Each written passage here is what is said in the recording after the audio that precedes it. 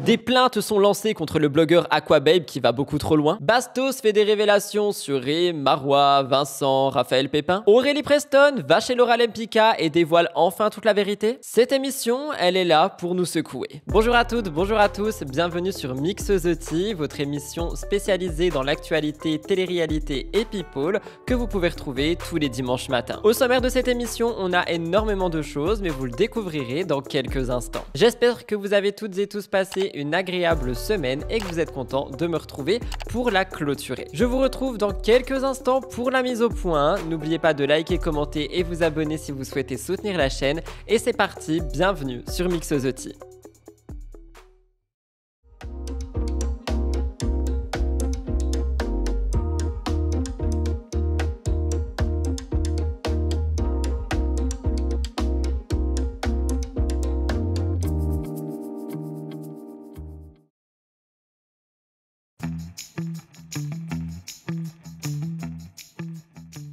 Les amis, pour la mise au point cette semaine, j'ai quelques petites choses au pluriel à vous dire. Premièrement, je pense que vous avez peut-être vu tourner l'info de cette fameuse affiche qui montre des candidats de télé-réalité qui vont s'affronter sur un ring de boxe comme on l'a déjà vu l'année passée. Eh bien, croyez-le ou non, mais j'ai été invité à assister à cet événement, certainement pour voir les candidats, pour pouvoir peut-être en faire une vidéo ou j'en sais rien, mais j'ai reçu un mail qui m'invitait à cet événement auquel, évidemment, je ne me rendrai absolument pas. Je vous le dis parce que vous êtes très nombreuses et nombreux à m'envoyer tout ça sur Instagram en me disant regarde, c'est de retour, il y a l'affiche qui tourne, il y a les combats qui vont revenir. Eh bien croyez-moi, j'ai bel et bien vu. Je voulais quand même le dire ici parce que je trouve ça assez drôle en fait qu'ils osent inviter quelqu'un qui dénonce ce qui se passe, mais je pense que c'est pour avoir de la lumière ou j'en sais rien, pour qu'on en parle encore plus, mais dans tous les cas, je n'irai pas, je le dis quand même. Mais merci pour l'invitation. Deuxième petit point de cette mise au point, j'ai ouï dire que ce vendredi, il y avait des vacances pour une partie de la France, donc si c'est le cas, je souhaite à ces personnes de très très bonnes vacances de Pâques, si je dis pas de bêtises. Et il me semble que les autres zones rejoignent la semaine ou les semaines qui suivent. Donc on est dans un mood vacances qui revient. Honnêtement, depuis que je ne suis plus à la fac, j'ai totalement perdu la notion du temps et la notion des vacances. Donc n'hésitez pas à me dire à chaque fois que vous en avez, ça me permet de pouvoir vous les souhaiter. Et j'espère que vous pourrez vous reposer si jamais c'est le cas et si vous en avez besoin. Je mange un peu mes mots aujourd'hui, très étrange. Dernier point de cette mise au point, je voulais vous remercier du plus profond de mon cœur pour tous les messages de soutien que vous m'avez envoyés au cours de cette semaine. Si vous me suivez sur Instagram @rudycoppel, vous avez certainement vu que la semaine a été compliquée pour moi, surtout au début de celle-ci. Et malgré les 2-3 petits commentaires assez haineux que j'ai eu en me disant que je me plaignais trop et qu'il fallait que j'arrête parce que ça mettait mal tout le monde, mais j'ai quand même le droit de m'exprimer.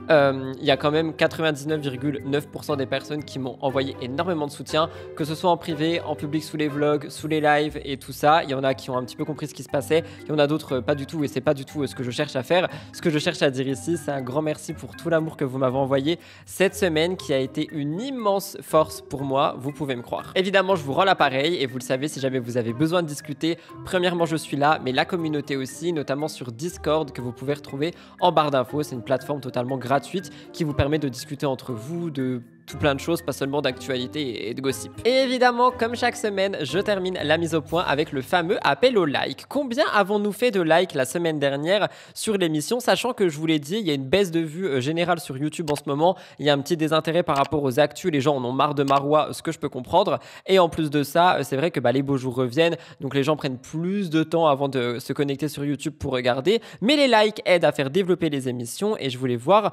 à combien nous étions cette semaine, enfin la semaine dernière. La semaine dernière, l'émission a fait 1100 likes au moment où je filme, c'est-à-dire jeudi, parce que maintenant je filme le jeudi, et je suis sûr qu'on peut en faire plus. Donc n'hésitez pas à mettre pause là tout de suite et à liker l'émission si jamais vous voulez me soutenir. Vous le savez, ça aide énormément. Tout ceci étant dit, je vous retrouve dans un petit instant pour la story de la semaine, mais avant ça, vous l'adorez, vous le demandez. Le sommaire. Au sommaire de cette émission, des actus en veux-tu, en voilà. Nous commençons avec les stories de la semaine. Maëva Guénam dénonce Jérém Star, Noémie se bat avec Chelsea, Mila Jasmine réagit aux critiques et enfin Lisa Marie porte plainte contre Aquababe. Dans le top actu, nous avons 5 actualités. Natania dénonce son casting, Laura Felpin est malade, les dessous de The Power, Justin Bieber inquiète énormément et Manon Tanti est-elle au bord de la rupture. Mon avis sur cette semaine parle de Aurélie Preston chez Laura Lempicka. Elle fait des révélations, répond aux aux accusations et on en discute. Dans le cœur actu, pas mal de choses diverses et variées. Rémi et Maëva ne s'aiment pas, Julia Morgante est en couple avec une femme,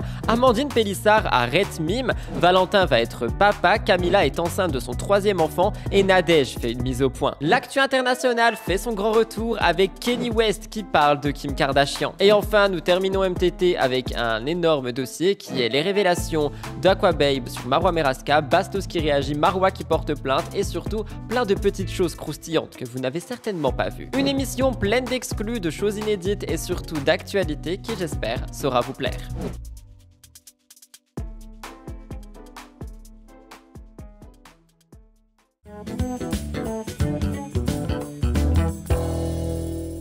Nous commençons les stories de la semaine les amis avec Maëva Guénam. Ça fait combien de temps qu'on n'a pas parlé d'elle? J'avais vu des rumeurs qui disaient qu'elle s'était mariée, je ne sais pas si c'est vrai d'ailleurs, mais on en parle aujourd'hui parce que Maëva Guénam a décidé de faire une petite réaction à notre cher Jérém Star. Pour vous expliquer, l'influenceur et ancien blogueur Jérém Star a décidé d'aller faire une, je cherche le mot, cryogénisation.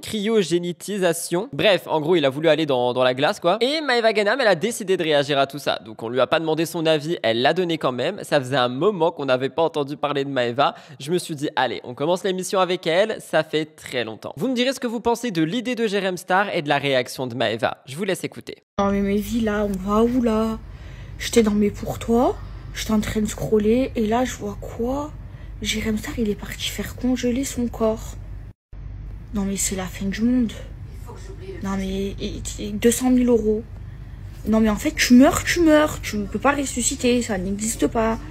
Dieu il a dit qu'on va mourir un jour, il croit il va devenir immortel, il croit ça marche, il est juste en train de se faire voler 200 000 €. Non mais les gens c'est des malades, rien que de penser à ça. Comment tu as vu 200 000 € se faire quoi? Mais on peut pas ressusciter, on meurt, ça y est. Non, parce que c'est à la mode aux États-Unis, ça fait des années qu'ils font ça. Ils disent même que Michael Jackson il n'a pas été enterré, il a été cryogénifié. Mais une fois que tu meurs, tout le monde, toute âme goûtera à la mort, tout le monde va mourir et c'est impossible de ressusciter. Ils veulent aller au-delà de la mort, ça n'existe pas. Après, c'est quoi? Tu ressuscites, c'est quoi, les zombies? Non, mais attendez, c'est 200 000 € de se faire cryogéniser, sachant que c'est même pas sûr, quoi. Non, mais le pire, c'est de faire cette connerie, d'accord? Tu perds 200 000 €. Mais peu importe, donc si tu meurs, tu as un laps de temps pour te faire congeler. Donc si tu as payé aux États-Unis. Non, mais même, ça n'existe pas, il n'y a personne qui peut ressusciter. La personne, elle prend l'avion. Dieu, il a dit on meurt. Non, elle meurt d'un crash. On va retrouver où son corps? Elle meurt dans un... Non, mais c'est même pas ça, c'est tu me donnes 200 000 € pour un truc qui n'est pas sûr, et en plus c'est sûr que genre c'est pas sûr. Je sais pas si vous comprenez ce que je veux vous dire, genre ça marchera jamais. Mais c'est même pas ça, c'est la folie. Ouais, c'est la folie, hein. Les gens, ils sont... Ça fait peur, hein. Le monde est à l'envers. Deuxième chose, les amis, nous avons Maïsan qui est bloqué en Malaisie. Donc pour le moment, je pense que la situation a évolué. Mais au moment où c'est sorti, je me suis dit que en vrai, ça fait quand même part d'une actu. Maïsan raconte un petit peu son désespoir et sa mésaventure. J'ai pu retrouver ça sur le compte de Clash de Cassos TV. Je vous laisse regarder ça et courage Maïsan et toutes les personnes qui voyagent d'ailleurs. En fait, je vous explique. Si vous voulez, sur mon passeport, il y a trop d'étiquettes à bagages. Genre, regardez, il y a tout ça. Il y en a trop. Et la meuf, je pense qu'elle a pas voulu accumuler. En fait, elle s'est dit à un moment donné, mon frère, je sais pas, tu fais une collection. Elle a pas voulu. Donc, elle a collé à l'intérieur. Et elle a abîmé mon passeport là. Du coup, vous voyez, il a arraché. Et au niveau du truc biométrique. Attendez, je vais bien vous montrer. Ils ont repassé au stylo sur mon truc biométrique avec un stylo bic. Je sais pas si vous voyez, mais genre, ils ont repassé au stylo bleu en plus. Il est bleu le stylo. Et genre, ils m'ont abîmé mon passeport là. Et en fait, du coup, ça passe pas dans le scanner en fait. Et du coup, ils croient que je fraude. Et aussi les gens qui sont comme moi et qui se mangent les doigts et qui veulent voyager, arrêtez. Arrêtez, c'est suspect. Parce que moi, ils ont vraiment commencé à me soupçonner, à me voir en bizarre quand ils ont vu mes doigts. Ils ont dit, mais qui se mange les doigts comme ça? Personne en fait. Donc moi, vous connaissez mes doigts, comment ils sont, comment je me les défonce. Ils ont même plus une couleur de doigt en fait. Et je me les mange pas tous en vrai. Aussi. Mais j'en mange surtout 4, les 2 pouces et les 2 index. Ils ont voulu me prendre quoi comme empreinte? Les 2 pouces et les 2 index. Quand ils ont vu que c'était les plus mangés, ils ont dit c'est une mascarade. C'est une mascarade, elle a un problème. En fait, c'est du pont de Ligonnès, il a perdu du poids, c'est elle. Regardez mon doigt, il voulait pas marcher dans l'empreinte. Genre, il était trop mangé. Genre, il n'y avait plus de... Ça marchait pas. Et l'autre, je vous en parle même pas. Enfin bref, ça marchait pas. Et je vous passe aussi le fait que j'ai pas la même tête que sur mon passeport. Ça aussi, je pense que ça leur a semblé bizarre. Mais par contre, j'ai remarqué un truc. Franchement, le passeport français, il a grave du pouvoir. Genre, le fait d'être français, c'est vraiment très stylé parce que quand même, la situation, elle est cocasse. Les doigts, pas de doigts, que des pouces. Voilà, manger. La tête, c'est un homme sur le passeport, c'est une femme dans la vraie vie. Les prothèses qui bipent au portique, et normalement, prison. Mais là, comme ils voyaient qu'en mode j'étais française et tout, ils me disaient vous inquiétez pas et tout, c'est pas grave, on va trouver une solution. Genre en mode on pèse un peu quand même les Français, je pense. Je pense que c'est grâce à Mélenchon. Il fait un rayonnement de la France à l'international. Noémie Mabelleux a fait une story qui a fait beaucoup réagir. Elle se bat avec Chelsea, la fille de Jazz et Laurent. Évidemment, j'ai mis se bat, mais vous allez voir qu'on est quand même sur quelque chose d'assez drôle, je pense, vu que Noémie le documente de cette manière. Après, je sais que beaucoup vont dire, mais attends, il n'y a rien de drôle de voir un enfant qui essaye de tirer une perruque. Mais je pense que dans ce contexte, on n'est quand même pas sur quelque chose d'extrêmement négatif. Noémie n'a pas non plus l'air au bout de sa vie et tout ça. Juste, elle a partagé ce moment. Et honnêtement, ça m'a fait beaucoup rire. En plus, j'aime beaucoup Noémie Mabelleux. J'aime beaucoup la personne qu'elle est, ce qu'elle dégage et ce qu'elle dégage aussi en tant que maman. Et du coup, je me suis dit que j'allais vous partager ça pour vous donner un petit peu des nouvelles. Regardez. Celle-ci, franchement. Merci. T'abuses quand même. Ça, c'est entre nous, c'est pas devant les gens. D'accord? Mila Jasmine. Mila Jasmine qui a énormément changé ces temps-ci. Elle a changé de shape, elle a changé de couleur de cheveux, on dirait même qu'elle a changé son visage, sa manière de s'exprimer, elle est devenue quelqu'un d'autre. Et c'est quelque chose qui plaît comme qui déplaît. On a eu énormément de choses qui sont sorties sur Mila. Est-ce qu'elle a pris Ozempic? Est-ce qu'elle a subi des opérations de chirurgie? Pourquoi est-ce qu'elle veut devenir qui elle est maintenant? Est-ce qu'elle essaye tout simplement de devenir ultra skinny? Quelle est cette mode? Et Mila Jasmine qui a souvent réagi par rapport notamment aux chirurgies, qui a expliqué qu'elle s'était fait injecter le visage, que ça allait changer, que c'était pas définitif, a décidé cette fois-ci de péter un câble et de répondre à tout ce qu'elle avait à dire dans une vidéo TikTok. Je voulais l'étudier sur Twitch et je me suis dit que non, j'allais garder ça pour MTT parce que je veux vos avis si jamais vous n'avez pas vu cette vidéo. Et Mila, elle est quand même très énervée par rapport à la situation. Elle explique en fait que tout simplement, elle change parce qu'elle vieillit, qu'elle ne veut plus être qui elle était, que tout simplement avant on critiquait son corps pour ce qu'il était, aujourd'hui on la critique pour qui elle est et que c'est quelque chose qui devrait cesser. Alors personnellement, vous le savez, moi je suis surtout dans le côté inquiétude de la situation. J'espère juste qu'elle va bien, qu'elle n'est pas en train de faire n'importe quoi avec son corps, ses besoins, ses apports, etc. Et si c'est le cas, bah juste elle a le droit d'être heureuse. On n'a pas à critiquer son physique. Je vous laisse regarder. En fait, je voulais faire cette vidéo parce que j'en ai un petit peu marre de tous les articles, toutes les vidéos que j'ai pu voir à mon sujet en mode oh, non mais ça c'est Mila. Ah mais j'ai dû regarder 2 fois pour voir si c'était elle. Ah mais quel glow down. En fait, je vais vous expliquer un truc que je veux vraiment que vous compreniez et que vous assimiliez. Moi, je suis dans un processus, d'accord? Je vais juste vous donner un petit exemple. Lindsay Lohan. Je suis pas en train de me comparer à elle. Pour moi, c'est vraiment un des meilleurs glow-up 2024-2025. La meuf, elle est devenue la meilleure version d'elle-même. Là, vous voulez parler de ma perte de poids. Mais est-ce que vous savez à quel point je me sens mieux depuis que j'ai perdu du poids? Alors là, je suis dégoûtée. Je suis dégoûtée d'avoir ce corps. C'est pas de la prétention, mais c'est vraiment une mise au point. Est-ce que vous savez à quel point, même si à la base, j'avais choisi d'avoir des grosses fesses, c'était compliqué pour moi de m'habiller. À chaque fois que je choisissais un vêtement, il fallait que je choisisse stratégiquement. Qu'est-ce qui va faire le moins vulgaire? Qu'est-ce qui peut se cacher? Qu'est-ce qui peut... Là, je m'habille comme je veux. Faut savoir que quand vous m'avez connue, c'était en 2015, d'accord? On est en 2025, c'était il y a 10 ans.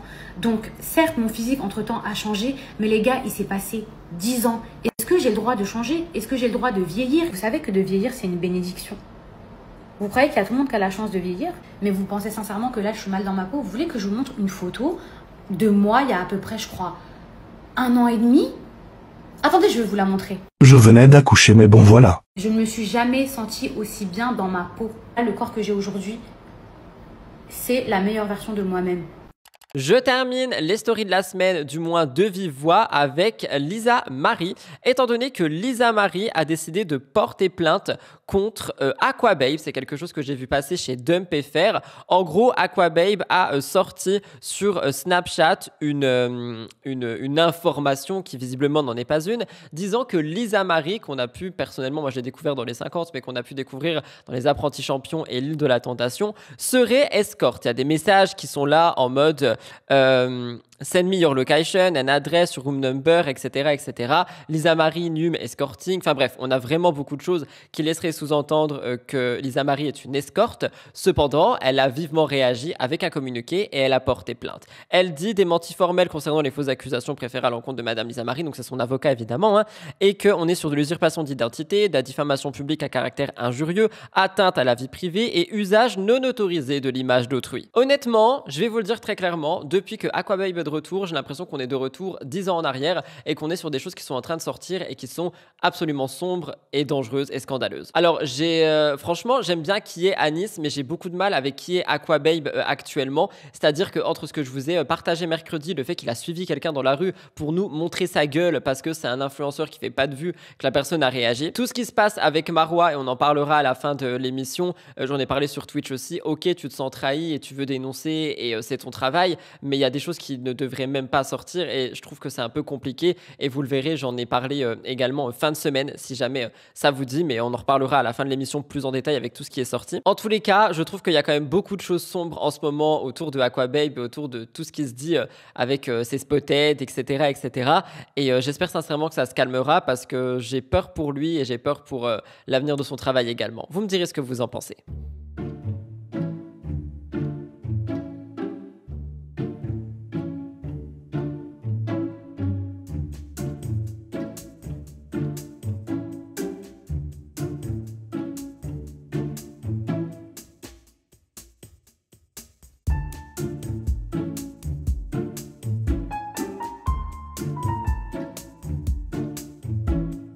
Story de la semaine rajoutée en voix off. Après une idylle avec Nicolas Lodzina, Julie Ricci fait à nouveau parler d'elle. Mais cette fois-ci, c'est concernant Stéphanie Clairbois. Rappelez-vous, l'été 2024 a été marqué par la relation entre Nicolas et Julie Ricci.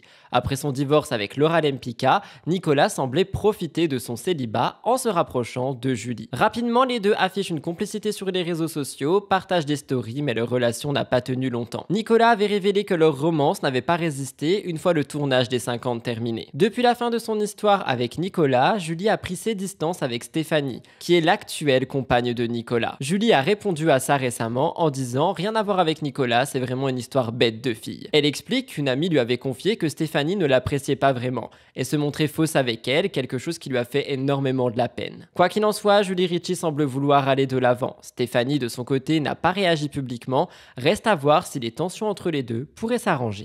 Deuxième story de la semaine rajoutée en voix off, je parle de Simon Ferraud et Adixia qui ont mis fin à leur mariage en janvier dernier. Adixia espérait une séparation temporaire, mais Simon semble aujourd'hui certain de son choix, bien qu'il ressente encore des choses. En janvier 2025, Simon annonçait leur rupture sur Instagram, expliquant son mal-être présent en Belgique et son incapacité à donner de l'amour à Adixia. Adixia disait « Je veux croire en nous jusqu'au bout et essayer encore ». En février, le coup près est tombé. Après un dernier appel, Simon a confirmé qu'il ne ressentait plus la même chose. Et ce 2 avril, il a répondu aux questions de ses abonnés et il a confirmé qu'il est toujours en contact avec Adixia et qu'il s'appelle régulièrement. Cependant, il est revenu sur les raisons de la rupture. Je cite « J'éprouvais un profond mal-être par rapport à ma situation de vie en Belgique. Je pense l'avoir protégé en faisant ce choix, mais j'ai conscience de l'avoir profondément blessé. » Simon reconnaît que la séparation a peut-être été précipitée, mais il assume son choix. Est-ce que la rupture est définitive? Dites-moi ce que vous en pensez.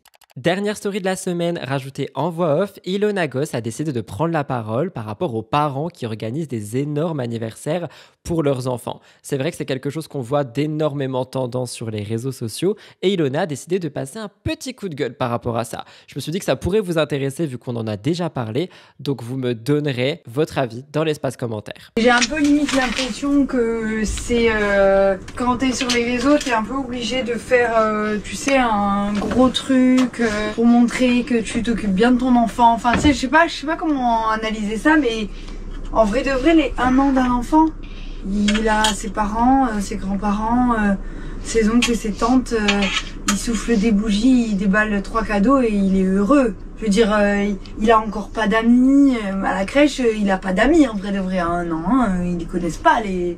Enfin, tu vois ce que je veux te dire? Moi, je suis pour les gros anniversaires genre hyper cool quand ils ont 4-5 ans. Quand je vois des gens qui font des trucs pour leurs enfants, genre 3-4 ans, ils achètent ils louent des ballons gonflables, des piscines à bulles, des machins, enfin des trucs de dingue. Ça, en vrai, si t'as les moyens, c'est hyper bien. Que ce soit pour ton enfant et les enfants que tu invites, tout le monde s'amuse, passe une journée comme si c'était dans un parc incroyable. Ça vaut le coup. Moi, je veux bien lui faire tous les ans, si j'ai les moyens, un énorme anniversaire comme ça, pour qu'il s'amuse avec ses copains et que voilà. Mais un an, c'est symbolique pour nous, pas pour lui. J'hésite. Soit je fais... En fait, ce que je voulais faire à la base, c'est faire le baptême en même temps. Parce que je veux le baptiser. Mais vu qu'il est né le 28 mars et que du mi-mars à fin avril, c'est le carême. Et du coup, il ne baptise pas pendant le carême. Donc je peux pas le faire au moment de son anniversaire. Donc je ne sais pas, franchement, là tu me poses une colle. Voilà tout le monde pour les stories de la semaine. Aujourd'hui, nous allons passer au top actu. On a pas mal de petites choses à l'intérieur, je vous ai écouté, on parle pas uniquement télé-réalité française, on parle de plein de choses. Donc j'espère que ça vous plaira et évidemment, je vous attends extrêmement nombreuses et nombreux dans l'espace commentaire, ce qui me permet de savoir un petit peu les actus qui vous ont plu, les actus qui vous ont déplu et surtout, ce qui permet de construire une émission qui plaît à tout le monde, vous comme moi. Allez, c'est parti, top actu, c'est maintenant. J'espère que vous serez à la hauteur de ces actus. Croyez-moi, c'est quand même assez dur.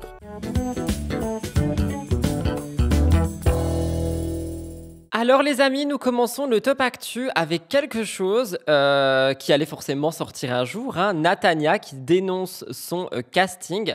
Vous le savez, le monde de la télé-réalité est souvent présenté en face visible comme une télé qui peut être glamour, idyllique, les candidats accèdent à une notoriété, profitent d'un mode de vie ultra envié. Pourtant, derrière les strass et les paillettes, certains participants dénoncent une réalité bien plus sombre. Comme Natania Sonia, qui l'a déjà fait plusieurs fois mais qui le refait ici, c'est une ancienne candidate des anges de la télé-réalité et elle a récemment levé le voile sur une expérience traumatisante qu'elle a vécue lors de son tout premier casting. On a eu ces nouvelles dans une interview accordée à RTL le 1er avril 2025.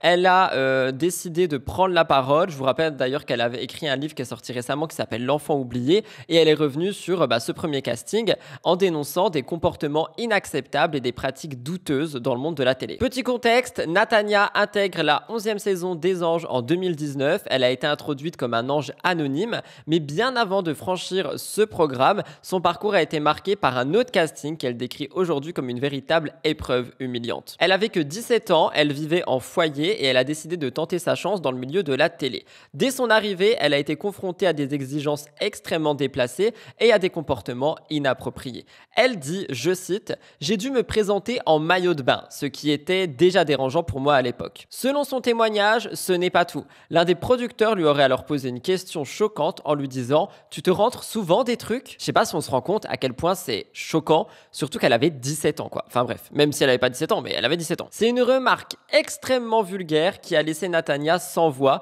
Elle dit à RTL « J'ai été tellement surprise que j'ai immédiatement insulté cet homme et quitté la salle. » Elle s'apprêtait à partir et elle dit qu'elle a été rattrapée par un membre de l'équipe qui lui a dit que la production avait adoré sa réaction.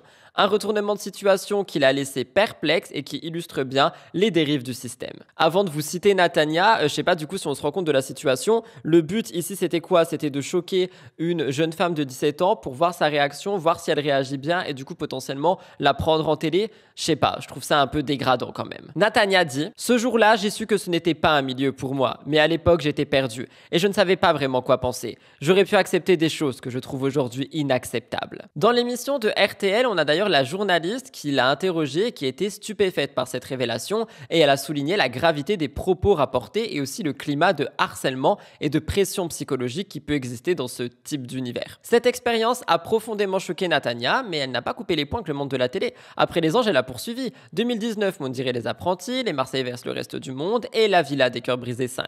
Les trois dans la même année. C'est aujourd'hui, avec du recul, qu'elle dit que c'est un monde qui ne lui correspond absolument pas et que c'est pour ça qu'elle a pris ses distances. Mais il y a quand même beaucoup de gens qui disent que c'est trop facile de dire ça une fois que t'as littéralement bien mangé dans la soupe. C'est pas ça qu'on dit, mais vous avez compris. Aujourd'hui, elle cherche à sensibiliser le public sur les dangers et les abus du milieu de la télé-réalité. Elle dit que grâce à une thérapie, elle a appris à mieux discerner ce qui est acceptable et ce qui ne l'est pas. Et pour vous parler un petit peu de son livre, dedans, elle se contente pas de raconter ses expériences en télé. Elle explique aussi le fait que malheureusement, elle est devenue orpheline à l'âge de 2 ans, qu'elle a grandi dans des conditions très difficiles, marquées par des coups et des abus. Peu importe le point de son histoire, Natania, elle raconte ce qu'elle a vécu pour mettre en lumière un problème qui est souvent occulté, les abus de pouvoir, les comportements déplacés et tout ce qui va avec. Elle veut pas en fait que les gens tombent dans les mêmes pièges qu'elle et elle veut dénoncer les comportements inappropriés qu'elle a rencontrés, que ce soit dans les milieux personnels et les milieux professionnels. Aujourd'hui, elle poursuit son chemin loin des plateaux de télé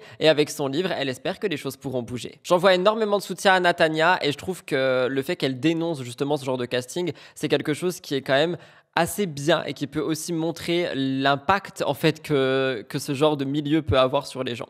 On s'éloigne un peu de la télé-réalité, mais je vous parle quand même média, je vous parle de Laura Felpin qui a brisé le silence sur son état de santé. Elle a annoncé qu'elle était atteinte d'un cancer de la thyroïde. C'est une révélation qui a été faite lundi 31 mars et qui a suscité d'énormes réactions. Il y a eu une énorme vague d'émotions et donc elle a choisi de s'exprimer publiquement sur les réseaux. En février dernier, quelques heures avant l'avant-première de Bref 2, Laura Felpin apprend son diagnostic. C'est une nouvelle brutale qu'elle a gardée pour elle au premier abord, mais qu'elle a finalement partagé lors d'une interview accordée à GQ. C'est une confession qui s'est faite presque naturellement. Elle dit « Je fais face à une forme d'épuisement. Je dois faire attention à moi. Ça déprime beaucoup d'être fatiguée. » Laura, cette comédienne, a précisé qu'elle allait subir une ablation de la thyroïde et qu'un traitement à vie sera nécessaire. En fait, pour elle, cacher la maladie, ça n'a jamais été une option. Elle estime que c'est essentiel d'en parler ouvertement, de briser les tabous sur la santé. Elle dit « Tout le monde veut préserver le secret autour de la santé, mais je pense que c'est important d'en parler.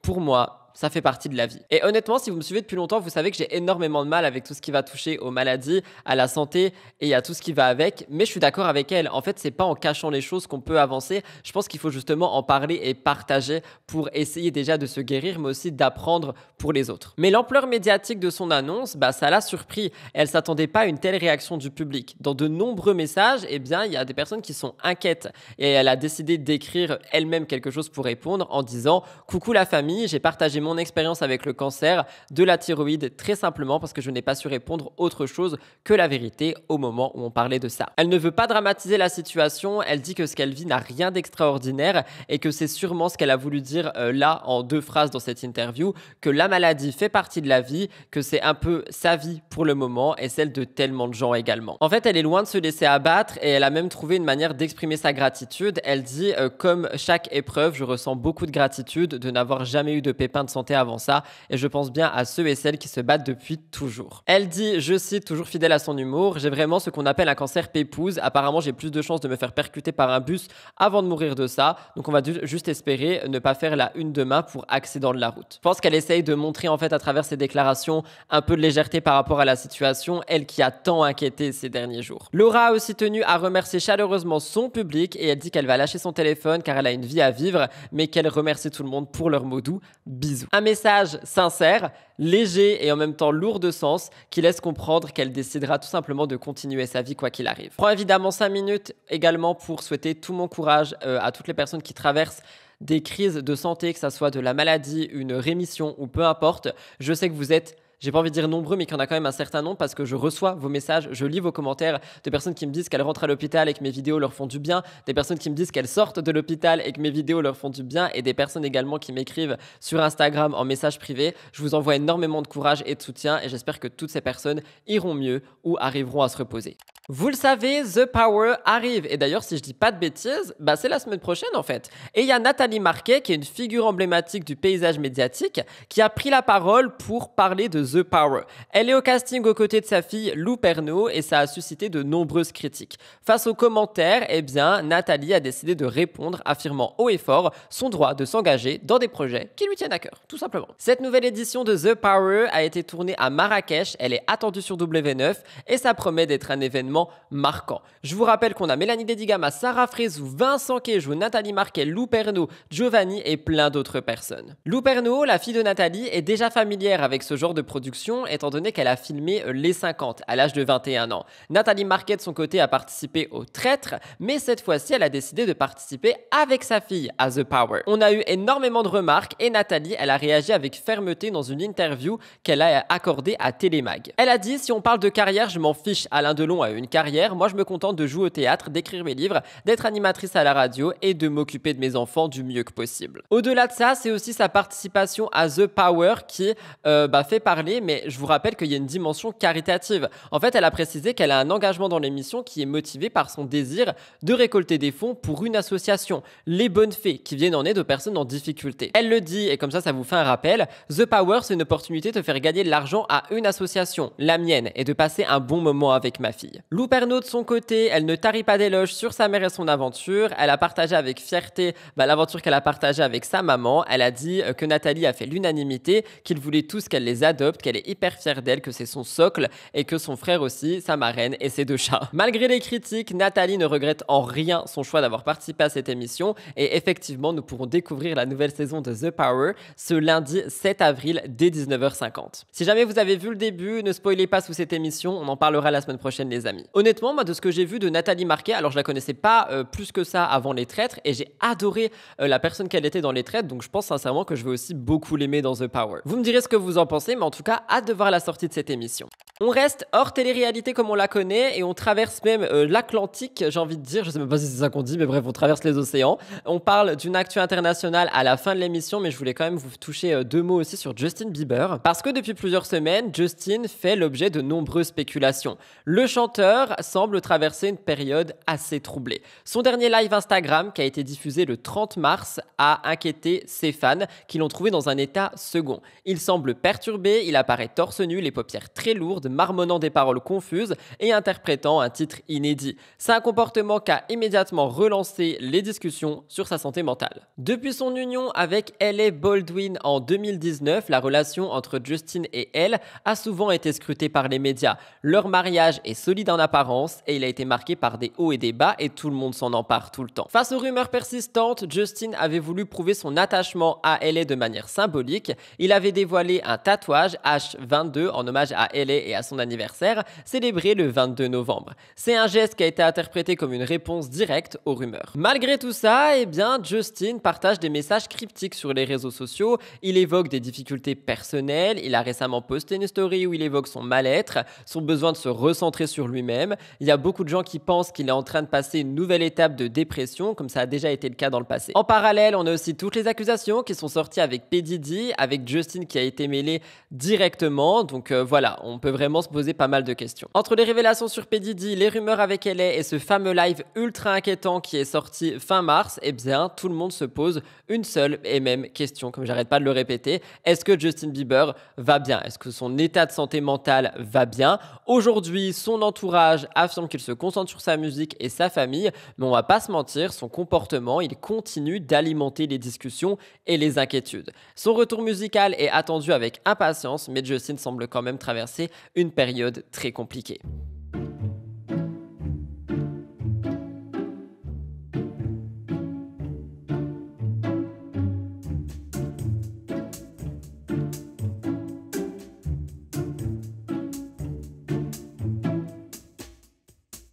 Certains voient dans ses récentes publications des signes avant-coureurs d'une chute, d'autres espèrent qu'il parviendra à se reconstruire comme il l'a déjà fait dans le passé.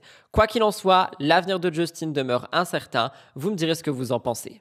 Les amis, je termine le top actu avec Manon Tanti. Ça fait un moment qu'on n'a pas parlé de Manon et Julien et pourtant depuis plusieurs semaines, la rumeur ne cesse de gonfler. Manon et Julien seraient au bord de la rupture. Après 9 ans d'amour, 2 enfants et un mariage, le couple emblématique des Marseillais traverse une période de turbulence qui ne passe absolument pas inaperçue. Lassée des spéculations incessantes sur leur couple, Manon a décidé de prendre la parole. Je rappelle rapidement qu'ils se sont rencontrés en 2016 sur le tournage de Moundir et Les Apprentis. Manon et Julien sont devenus inséparables. On a eu infidélité, jalousie de Manon et leur relation a souvent été marquée par les tensions. Mais pourtant, en 2019, ils se disent oui lors d'un immense mariage et ensuite ils ont donné naissance à Thiago et Angelina. La parentalité a apporté son lot de défis, comme on a pu le découvrir dans C'est la famille sur M6+. On peut constater que l'éducation des enfants est une source de conflit entre Manon, qui est très stricte, et Julien, qui est trop laxiste. Face au désaccord, l'idée d'un divorce a déjà été mise sur la table.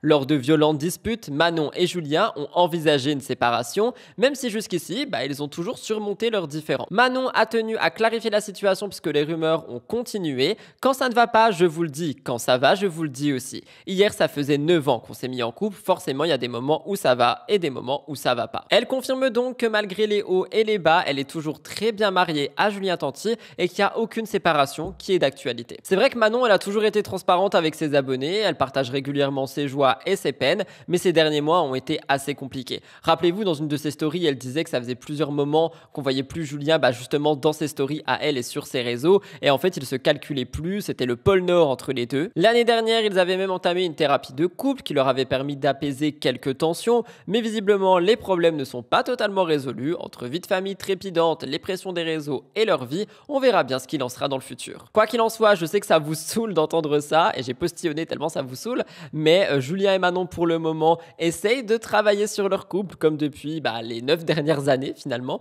et j'espère de tout mon cœur qu'ils y arriveront, parce que de ce que je vois de Manon, c'est qu'elle veut vraiment pas lâcher son couple et qu'elle veut faire en sorte qu'il fonctionne, donc j'espère qu'il arrivera à fonctionner. Breaking news et actualité de dernière minute que j'ai pu voir chez le blogueur Skyrest TVR, et j'en ai d'ailleurs fait un TikTok. Rim Renom a été condamné pour pratiques commerciales trompeuses par rapport à des placements de produits qui datent de 2023. Je vous en parle immédiatement en vous lisant les stories de Skyrest TVR. La team, aujourd'hui je vous parle d'un sujet très sérieux. Rim Renom vient d'être condamnée par le tribunal de Versailles pour pratiques commerciales trompeuses.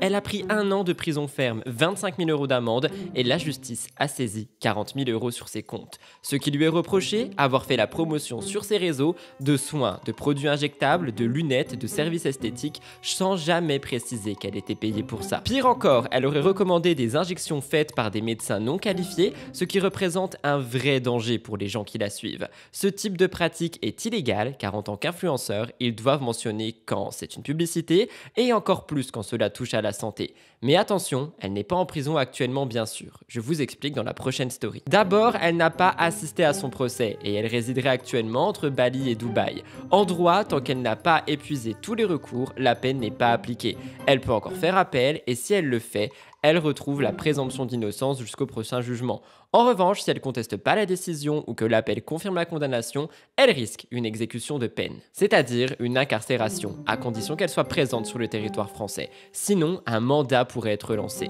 Sachez que cette histoire de publicité, si je ne me trompe pas, date de 2022-2023. Et c'est que maintenant que nous avons le résultat du procès. C'est long, mais la justice travaille. Encore une fois, vous le savez, on en parle régulièrement, mais effectivement, tout ce qui est en rapport aux pratiques commerciales trompeuses, la DGCCRF et j'en passe et des meilleurs, prend du temps, mais on finit toujours par avoir des choses. Qu'est-ce que Rim répondra à ça?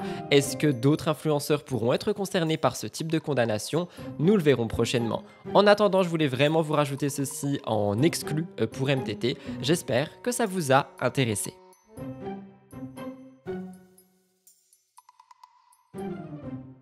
Voilà tout le monde pour le Top Actu cette semaine, j'espère sincèrement qu'il a pu vous plaire. Nous allons passer à mon avis sur Aurélie Preston chez Laura Lempicka. Elle est revenue sur pas mal de choses et je vous raconte tout ça dans un instant après le jingle.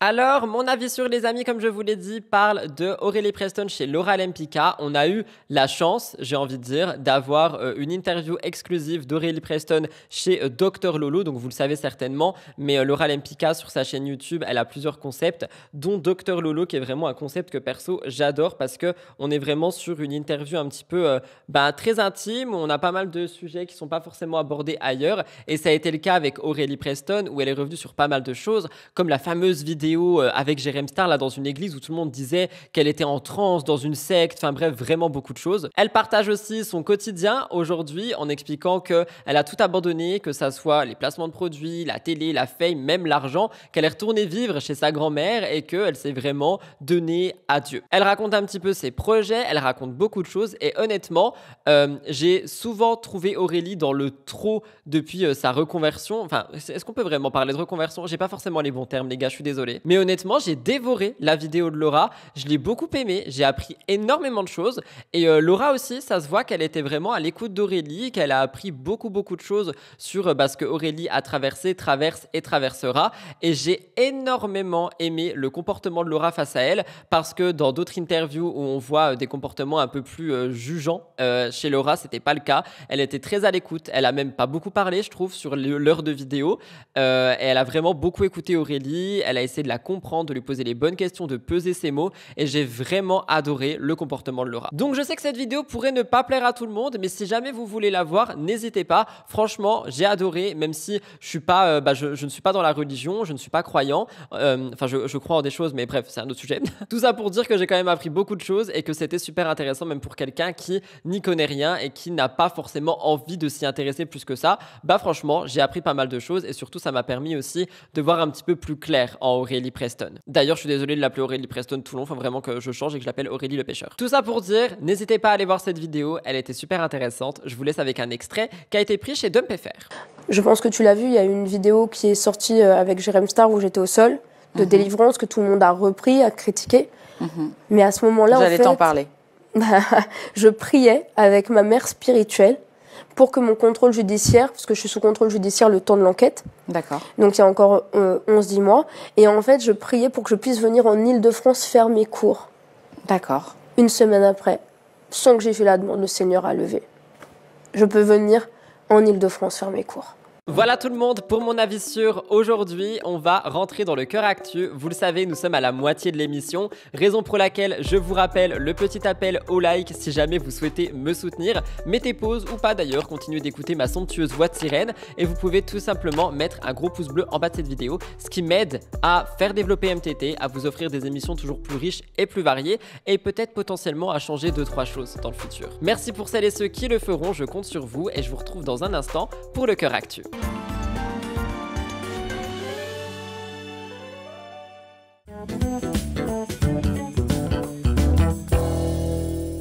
Nous commençons donc le cœur actu. Le cœur actu, non. Le cœur actu avec Mariée au premier regard. Vous avez trop aimé les actus la semaine dernière sur ça, donc j'en reparle. On parle de Anthony et Laurie, parce que c'est vrai que depuis son apparition, Laurie, elle fait beaucoup parler. Elle a un tempérament bien trompé, bien trempé, j'arrive pas à parler, et elle suscite pas mal de réactions, notamment après l'épisode du 31 mars, où on a eu une confession inattendue qui a été laissée à son mari, qui a fait pas mal parler. Rapidement, les critiques ont augmenté sur les réseaux sociaux et certains jugent le comportement de Laurie beaucoup trop autoritaire et exigeant. Dès son entrée dans l'émission, elle s'est démarquée par une personnalité affirmée. Certains apprécient son franc-parler et d'autres trouvent qu'elle est trop rigide. Anthony lui-même avait exprimé quelques doutes. Il disait « Je la trouve très dure, son comportement montre qu'elle a l'air un peu impulsive et d'avoir un caractère compliqué. J'ai peur que ce soit trop rude pour moi, je découvre un visage de Laurie qui m'inquiète. Elle se plaint beaucoup. » C'est ce qu'il a dit, hein. Il a dit beaucoup.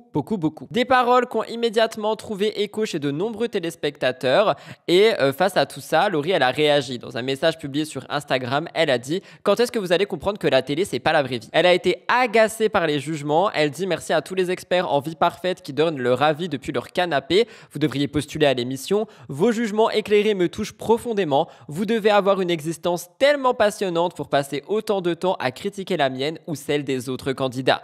Continuez si ça vous soulage. » Pour la défense de Laurie, alors encore une fois, j'ai pas regardé Mariée au premier regard pour le moment. J'aimerais, mais franchement, j'arrive pas à trouver le temps. Je vais peut-être faire ça demain d'ailleurs. Cependant, c'est vrai que la télé peut vraiment te créer un personnage. C'est-à-dire que par exemple, si on prend, je sais pas, on prend une télé qui vient chez moi et qui veut faire un épisode de 20 minutes sur ma vie.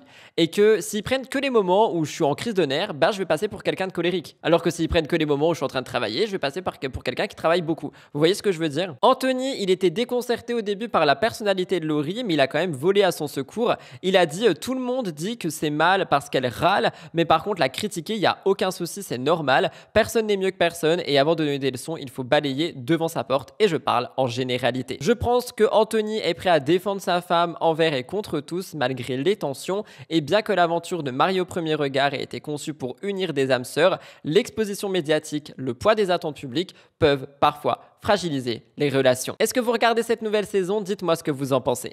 On continue sur l'amour ou du moins les ex. Rémi et Maëva ont marqué l'île de la tentation saison 10 en 2024 et ils sont en binôme sur les apprentis aventuriers saison 8. D'ailleurs, normalement, au moment où mon émission sort, on connaît les gagnants. S'il vous plaît, ne spoilez pas dans les commentaires, on en parlera la semaine d'après. Ils ont un passé tumultueux, mais ils ont quand même réussi à unir leurs forces pour affronter les défis de la plage et les défis de Laurent. Lors de leur passage dans l'île de la tentation, Rémi et Maëva formaient un couple fusionnel, mais leur aventure a viré au cauchemar. Rémi a décidé de céder à la tentation avec Lisa Marie et Maëva avec Malek. Lorsque Maëva a été sélectionnée pour participer aux apprentis aventuriers, eh bien son binôme était Rémi. Une situation qui n'a pas été au goût de Malek et donc on a eu pas mal de petites révélations dernièrement parce que, j'allais dire Malek mais non c'est Rémi, a décidé de prendre la parole pour une interview avec Téléstar. Il profite de clarifier sa situation, enfin il en profite pour clarifier sa situation.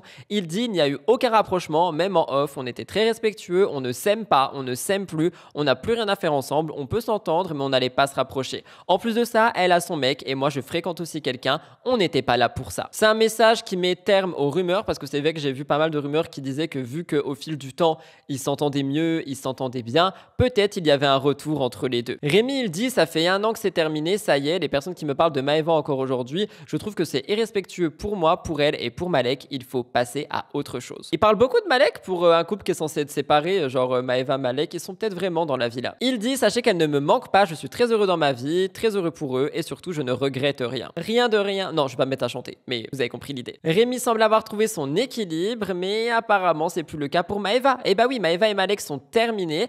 Il disait après une longue réflexion depuis un moment, nous avons le regret de vous annoncer qu'on se sépare. Que c'est vrai ou est-ce qu'on est simplement pour le retour du couple dans la villa des cœurs brisés? J'en sais rien. Moi, je pense qu'ils vont se retrouver dans la villa. Julia Morgante a fait parler d'elle cette semaine. On n'en parle jamais, mais on l'a découvert dans les Marseillais Australia en 2018. Elle a eu une relation avec Paga et ensuite avec Bastien Munez. On l'a aussi vu se rapprocher de Julien Bert dans Les 50 en 2022. On avait eu une rumeur. Et bien désormais, elle a officialisé une nouvelle relation avec une femme, une annonce qui a surpris et enthousiasmé ses abonnés. Concernant Julien Bert, elle avait d'ailleurs réagi. Elle avait dit « Je n'ai jamais été en couple avec personne. Si vous voulez sortir des infos sur des candidats, venez directement leur demander, c'est mieux. » Aujourd'hui, Julia a définitivement tourné la page et elle a surpris tout le monde en dévoilant sa nouvelle compagne. Lors de la promotion d'un calendrier, elle a partagé une photo intime où elle apparaît aux côtés de sa petite amie. Face aux questions de sa communauté, elle a dit il y en a qui pensent que c'est un homme, mais non, c'est une femme. Je vous laisse regarder. Qui dit Noël dit calendrier de l'Avent. Bien évidemment, le mien vient de chez Cheers. On va faire un truc pas du tout intrusif. Je vais ouvrir quelques cases et derrière chaque photo, je vais essayer de vous sortir l'anecdote la plus privée. Madame, on commence par quelle case? 20. Oh, c'est une photo avec ma Mumu à la boxe. Alors, anecdote sur ma mère. À mon âge, voire même beaucoup plus jeune que moi, ma mère a été sacrée championne de France en kickboxing. 24. Ah, mais c'est toi! Anecdote, il y a des gens qui pensent que c'est un homme. La dernière fois, il y a une meuf carrément qui a dit bonjour messieurs, dames, venez. C'est un homme, c'est une femme, voilà. 15. Non, c'est moi avec mon fils. Anecdote sur mon fils, quand une association l'a récupéré, il était en train de mourir. Il était simplement en train de se noyer et il miaulait tellement qu'il s'était cassé les cordes vocales quasiment et pendant 1 mois, il n'arrivait pas à miauler. Anecdote, quand on venait de se rencontrer, on avait tellement de choses à se raconter, il fallait tellement qu'on s'explique notre vie dans tous les détails que quasiment 1 jour sur 2, on allait à la plage, on s'achetait de quoi se faire des apéros et on parlait genre de 20h à 4h du matin. Une fois que vous avez ouvert toutes les cases, ça vous fait un grand poster. Si tu préfères ouvrir des chocolats plutôt que des photos, voilà, tu as ceux-là aussi qui sont dispo. Et après, j'ai carrément reçu 2 colis que je voulais ouvrir avec vous. Photo de nous à la plage. D'ailleurs, je crois que c'est la seule et unique et première photo qu'on a de nous deux. Merci, cheers. Oh, ça c'est moi et mon beau papa. Quand on est sur les chantiers, oui, tout ce qui est marteau, piqueur et compagnie. C'est quand on était parti un week-end, je sais pas où. Je suis trop contente parce que ces photos-là, on les a... Pareil, trop belles. Je suis contente parce qu'ils m'ont développé plein de photos auxquelles je tenais et que je n'avais pas. Ah, ça c'est ma petite sœur. C'est l'humain que j'aime le plus au monde sur cette terre. D'accord, c'est elle. C'est ma petite. On reviendra sur celle-là. On était à l'hôpital parce qu'elle venait de se battre.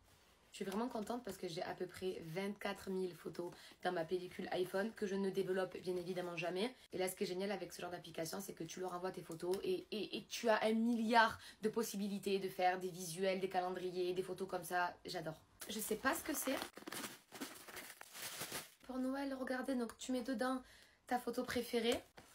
Regardez comme c'est bien fait. La boîte, vous la gardez telle qu'elle, ok? Et en fait, vous faites glisser comme ça les photos. Vous allez tourner et tous les jours, vous allez avoir un souvenir différent. C'est super ingénieux, j'adore, c'est hyper original. Les gars, si vous aussi, avant Noël, vous voulez faire plaisir à vos proches, ou même imprimer ce genre de photo dossier comme ça, n'hésitez pas, j'ai moins 25% sans minimum d'achat, vous avez tout qui est noté. Ça, c'est vraiment le genre de cadeau qui fait plaisir. Et pour une fois qu'on a les photos dans les mains, au lieu de les avoir dans notre téléphone, n'hésitez pas. Alors honnêtement, j'avoue qu'on dirait que j'en fais tout un pataquès du fait qu'elle sorte avec une fille et non, en fait, elle fait ce qu'elle veut et il n'est pas censé avoir de pataquès, c'est censé être normal, tu vois, elle sort avec qui elle veut. Cependant, effectivement, ça a quand même fait beaucoup réagir, c'est pour ça que j'en parle comme ça. Évidemment, c'est une révélation qui a enflammé les réseaux sociaux et depuis, Julia, elle affiche leur relation. Elle partage régulièrement des moments complices avec sa chérie et il semblerait que cette relation ne soit pas un simple coup de cœur. Dans une récente publication, Julia poste une photo où elle enlace tendrement sa compagne et elle laisse entendre qu'elles ont visité un appartement ensemble. Elle dit: on a hâte de voir ce que l'avenir nous réserve. Un projet de vie commune qui pourrait bien être une preuve supplémentaire de la solidité de leur relation.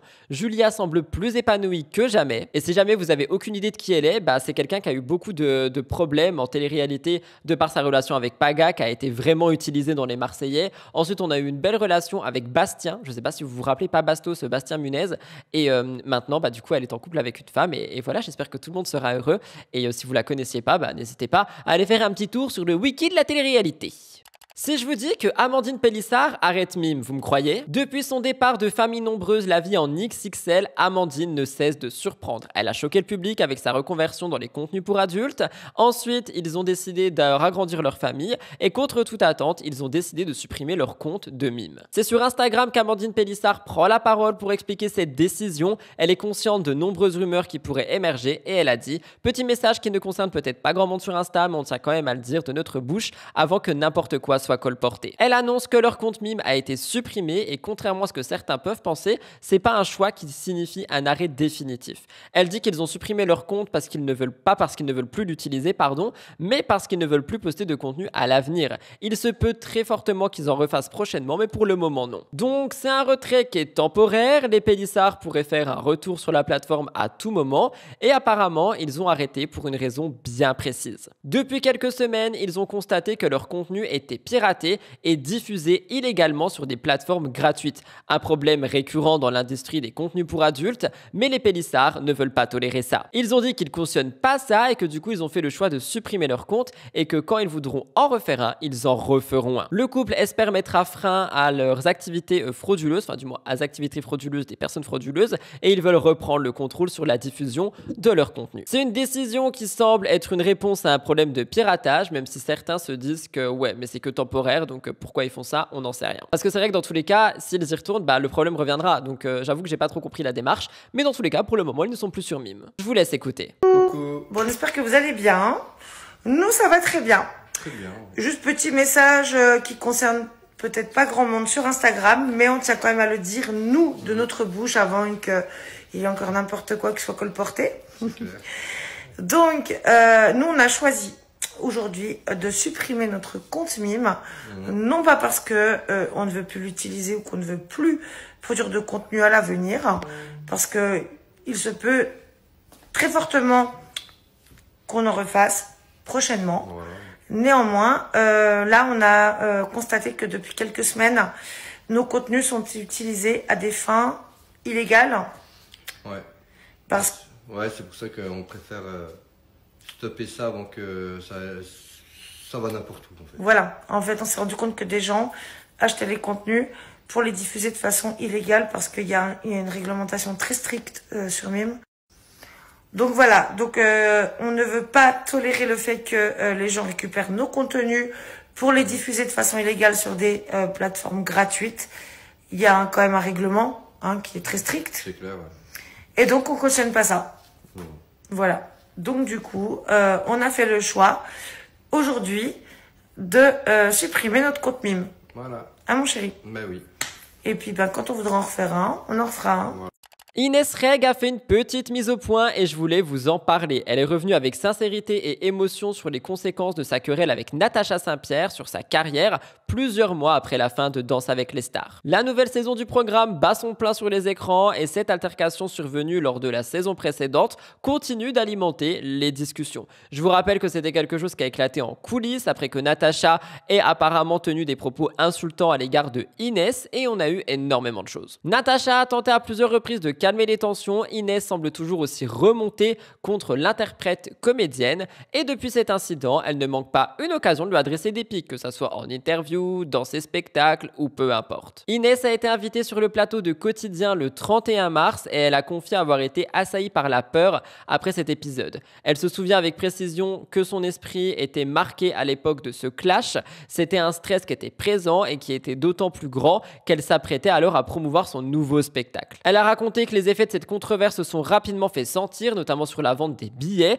Selon ses dires, elle a constaté un ralentissement des réservations, une baisse soudaine. Elle a dit tout d'un coup, les ventes commençaient à s'essouffler. C'est une période qui a été très difficile pour Inès, qui s'est quand même imaginé devoir faire ses adieux à la scène française. Dans un moment de panique, elle s'est persuadée que tout était fini pour elle et elle s'était confiée avec beaucoup de transparence sur ses pensées négatives. Elle a dit, on se dit, oh là là, c'est fini, ça va s'arrêter à cause de cette histoire trop nulle et du coup, on est en panique. C'est un petit peu le cas aussi sur les polémiques des créateurs de contenu, des influenceurs, etc.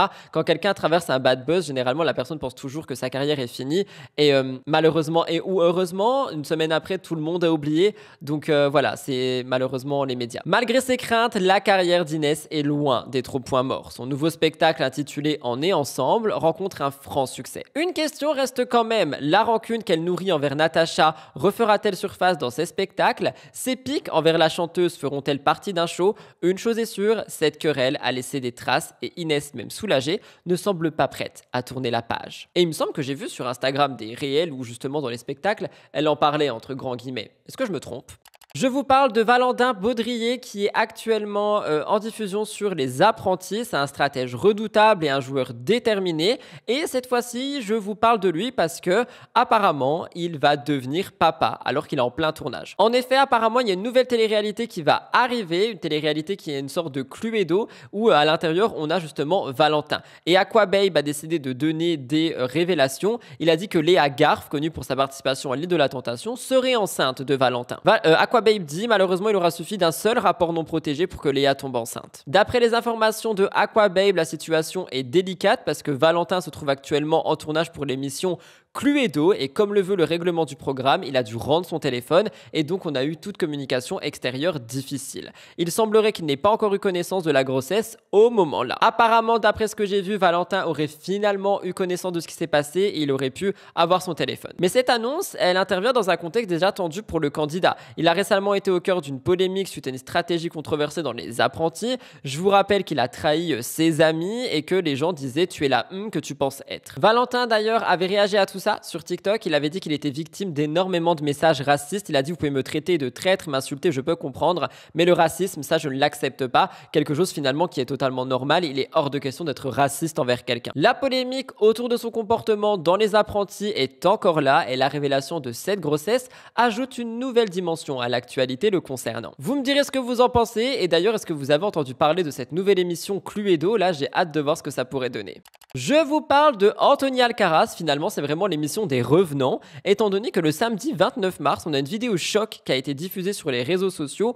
On le voit en pleine interpellation par les forces de l'ordre à Paris, plus précisément à la gare de Lyon. Il est accusé d'avoir participé à un vol et cet ex-candidat qui a participé aux Anges, aux Marseillais et aux Princes se retrouve au cœur d'un grand scandale. Il a été révélé en 2017 grâce à sa participation aux Anges 9 à Miami et il s'est rapidement imposé comme l'un des candidats les plus charismatiques. En 2021, après sa participation aux Princes, il vit une brève idylle avec Marois Merasca justement et il décide de se retirer des tournages. Au revoir les caméras, il préfère désormais se concentrer à la musique. Il voyage énormément, Dubaï, Mexique, Colombie, Sri Lanka et il vit une vie de rêve, ou j'allais dire il vit une mène de rêve, non, il mène une vie de rêve qu'il partage sur les réseaux sociaux. Mais sa récente escapade à Paris a fait pas mal de bruit. Encore une fois, Aquababe a été tenu au courant de tout ça et d'après d'après ces informations, il a été arrêté suite à un vol présumé. Les images n'ont pas tardé à fuiter sur les réseaux sociaux. Dans cette vidéo, on peut voir, et les gens qui commentent la scène, les téléréalités, ça change pas, ça se fait interpeller, police et tout, son pote a volé les gens. Les internautes disent Anthony Alcaraz de base, sa famille est blindée, comment ça il vole la honte sérieux.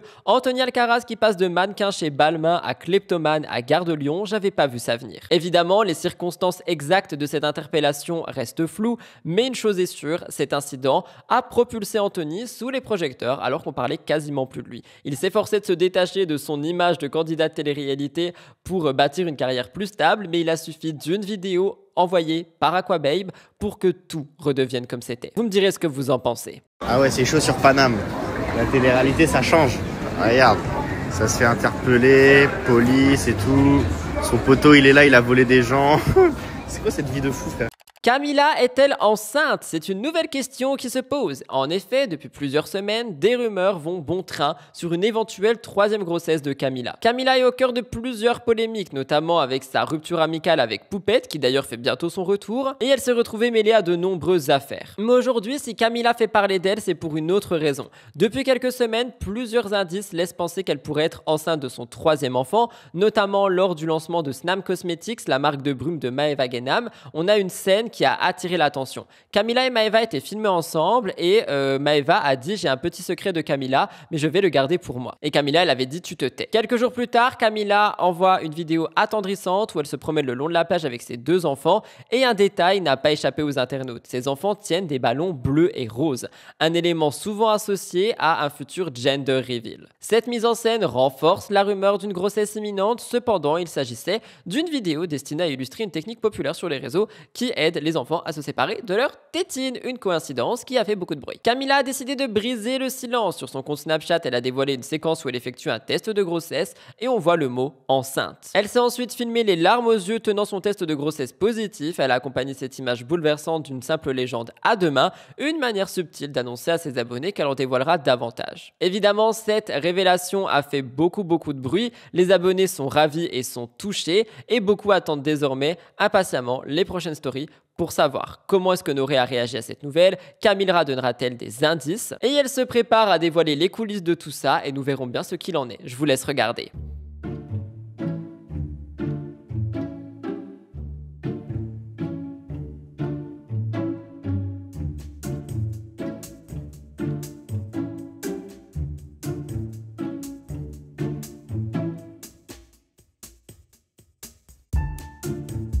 Je viens d'aller regarder et je me rends compte qu'on n'a absolument aucune nouvelle et vu quand est sortie cette vidéo, est-ce que c'était pas un poisson d'avril?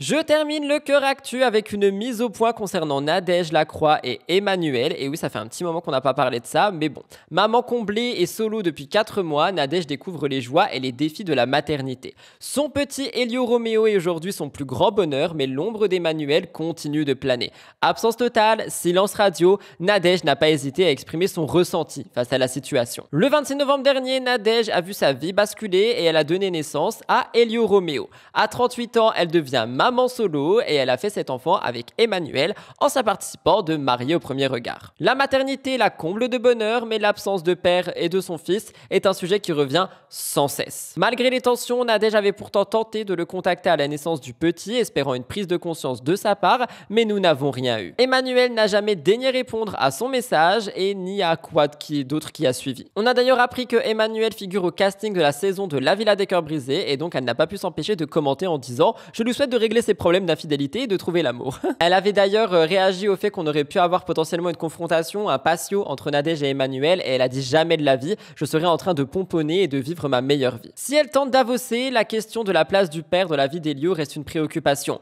Lors d'une session questions-réponses sur Instagram, un internaute lui demande si elle a eu des nouvelles du géniteur et elle a dit aucune pour le moment. Loin d'être amère, elle a confié qu'elle espère qu'un jour Emmanuel finira par s'intéresser à son fils, quand son fils en se ressentira le besoin. Et honnêtement, connaissant Nadège, son caractère et la manière dont elle peut vraiment, être rancunière, je trouve que c'est très beau le fait qu'elle ne soit pas du tout amère ou peu importe envers Emmanuel et qu'elle pense simplement au bonheur de son fils. Mais elle s'est pas arrêtée là et elle a asséné un dernier tacle. Elle a dit, pour le moment, il préfère se vanter au blogueur de ne pas avoir répondu à mon message de sortie de maternité, un niveau d'éducation et intellectuel, bref, quand il sera grand, il sera peut-être un peu plus mature. Laissant sous-entendre que Emmanuel aurait donc dit au blogueur, je veux pas lui répondre, tant pis pour elle, et les blogueurs l'auraient dit à Nadège. Les propos de Nadège ont enflammé la toile, beaucoup de ses abonnés expriment un soutien, saluent son courage, Emmanuel finira-t-il par assumer son rôle de père? Nous verrons bien. Quoi qu'il en soit, une chose est sûre, Nadège ne compte pas attendre, elle avance, elle est déterminée à offrir à son fils tout l'amour et la stabilité dont il a besoin avec ou sans l'aide d'Emmanuel. Voilà tout le monde pour le Caractu aujourd'hui, j'espère sincèrement qu'il a pu vous plaire. On va passer à l'international et également au gros dossier. J'espère que l'émission jusqu'ici vous plaît. N'oubliez pas encore une fois de liker et commenter pour l'algorithme et de vous abonner à la chaîne si c'est pas fait. Il y a 40% d'entre vous qui me regardez sans être abonnés. Aidez-moi un petit peu, allez, on fait augmenter cette chaîne maintenant. On passe à l'actu international et au gros dossier, c'est parti, jingle.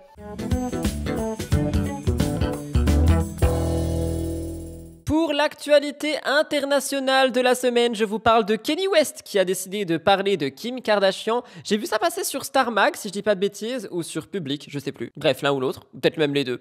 Et je me suis dit que ça pourrait confectionner l'actualité internationale du jour. D'ailleurs, encore une fois, dites-moi dans les commentaires si vous aimez bien ce genre d'idée, genre l'actu internationale. Je sais qu'il y en a beaucoup qui veulent que je parle un petit peu autre que la France, donc j'essaye, je tâte un peu le terrain. Dites-moi ce que vous en pensez. Kanye West continue de faire parler de lui, et cette fois-ci, c'est à travers des déclarations qui vise directement son ex-femme Kim Kardashian. Malgré plusieurs années de séparation, il ne semble pas prêt à enterrer la hache de guerre et à profiter d'une interview pour exprimer son amertume, allant jusqu'à affirmer qu'il n'avait jamais souhaité avoir d'enfant avec elle. Alors déjà, Kanye West, dernièrement, quand on parle de lui, on se rend compte de pas mal de choses qui sont un peu problématiques, mais bon bref, ici on se concentre sur Kim K. Dans une discussion vidéo diffusée sur YouTube et menée par DJ Academics, Kanye West n'a pas mâché ses mots. Il a exprimé des regrets profonds quant à sa relation avec Kim K. Il a dit que dès les premiers mois de leur relation, il savait qu'il ne voulait pas fonder une famille avec. Il dit « C'était ma faute, je ne voulais pas avoir d'enfant avec cette personne après les 2 premiers mois passés avec elle, mais ce n'était pas le plan de Dieu. » Il ne s'est pas arrêté là. Kanye West s'est attaqué à la gestion de la carrière de ses enfants, critiquant ouvertement l'influence de Kim K et que sa famille exerce sur les enfants. Il dénonce le manque de contrôle, l'image des enfants, les décisions concernant North, Saint, Chicago et Psalm. Il dit « Je n'ai ni la propriété du nom, ni de l'image, ni même 50-50 avec mes enfants. Alors comment peut-on parler de garde partagée? Mes enfants sont des célébrités et je n'ai même pas mon mot à dire. Cette femme blanche et cette famille blanche ont donc le contrôle de ces enfants noirs très influents qui sont pour moitié les enfants de Ye. C'est lui Ye, si jamais on en avait parlé. » Des déclarations qui une fois de plus ont suscité une tollée en ligne. Un tollé, je dis tout le temps une tollée, vous m'avez repris, c'est un tollé, merci. D'autant plus que l'apparence de Kanye durant cette interview est aussi choquante. Il est vêtu d'un costume noir qui évoque le Ku Klux Klan. Il a semé la controverse et il a relancé les débats sur ses récents comportements provocateurs. Oui, je sais pas si vous vous rappelez, il faisait des saluts nazis, des croix gammées, enfin bref, Kanye West quoi. Oui, c'est chaud, je sais. Pendant ce temps, sur le plan personnel, il poursuit sa relation avec Bianca Sansori, une architecte avec qui il s'est marié en 2022. C'est une relation qui est marquée par des rumeurs de tension qui apparemment pourrait avoir une suite plus élevée vu que apparemment Bianca souhaiterait avoir un enfant avec lui. Reste à voir si Kanye acceptera cette idée et comment cette nouvelle sortie médiatique impactera encore un peu plus sa relation déjà chaotique avec la mère de ses enfants actuels. Je voulais faire un petit point sur Kanye West dans MTT parce que franchement je vois plein de choses passer et je suis scandalisé et je me suis dit bah vous savez quoi, on veut des actus internationales, on essaye d'en faire ici et croyez-moi je n'ai pas les mots, vous me direz vos mots à vous. On passe directement au gros dossier, le seul et l'unique Marwa vs Aquababe, les révélations qui ont été faites aussi autour de ça, c'est quelque chose qui est extrêmement long et qui j'espère saura vous intéresser. Alors je sais que ça va être redondant pour certains, mais on a beaucoup de choses que j'ai gardées exprès pour MTT, donc franchement écoutez l'actu. Alors, comme je vous l'ai dit, on va donc parler de Marwa, Aquababe et tout ce qui a été dit. Et j'en ai parlé plusieurs fois cette semaine, mais il y a plein de choses que j'ai gardées ici, comme la grande story de Rim, la réponse de Ahmed Tai, Bastos qui a dit pas mal de choses également. Je voulais vraiment vous garder des exclus pour MTT et c'est maintenant que ça se passe. Tout commence à la rupture de Marwa et Vincent. Ça fait énormément couler d'encre et on a eu des rumeurs de possible réconciliation qui circulaient. Certains fans espèrent voir le couple renaître et Marwa, elle avait dit oui on s'aime mais non nous ne sommes pas en couple, j'ai zéro raison de mentir. On a aussi eu la fameuse vidéo de 35 minutes avec l'avocate.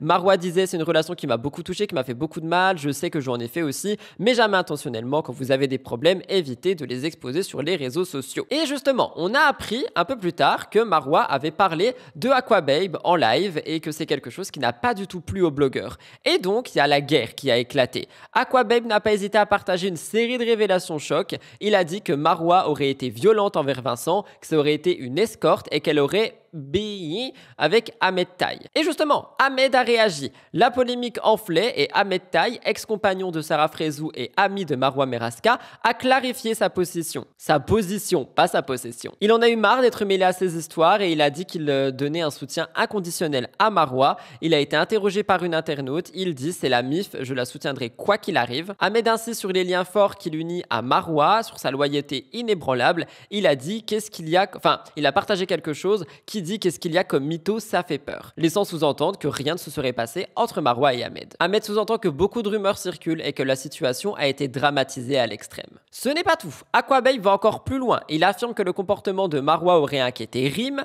l'ex-compagne de Vincent. Selon Aquababe, Rim aurait envisagé de demander la garde exclusive des filles, craignant pour leur bien-être. Aquababe a dit on va se déchirer publiquement pour de vrai. À ce moment, Marwa n'avait pas réagi et je vous laisse avec un petit moment d'Aquababe, même si vous en avez déjà vu quelques-uns, c'est juste pour vous remémorer rapidement et pour celles et ceux qui ne regardent que MTT. Ouais, je m'en bats les couilles, je le dis ici publiquement parce que c'est de la singerie de blesser les gens. T'as b***é avec Ahmed, c'est bon? T'as b***é avec lui, je m'en bats les couilles, parle maintenant.